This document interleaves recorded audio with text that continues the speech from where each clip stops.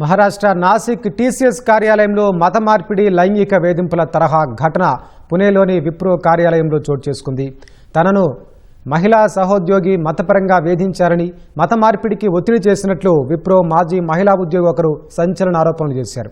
ఆ వేధింపులు భరించలేక తాను ఉద్యోగం వదులుకోవాల్సి వచ్చిందని బాధితురాలు వాపోయారు. ఈ మేరకు పోలీసులను ఆశ్రయించారు.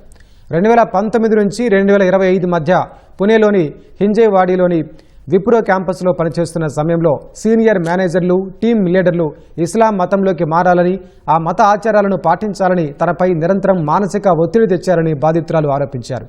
దానిని తాను వ్యతిరేకించినప్పుడు వేధింపులు మరింత పెరిగాయన్నారు.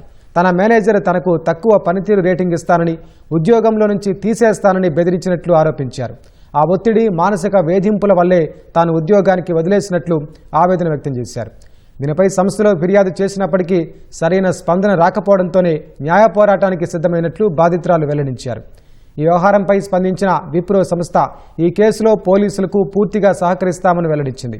వేధింపులు, వ్యక్తుల ప్రాథమిక హక్కులు, స్వేచ్ఛలకు భంగం కలిగించే చర్యలను ఏమాత్రం సహించబోమని స్పష్టం చేసింది.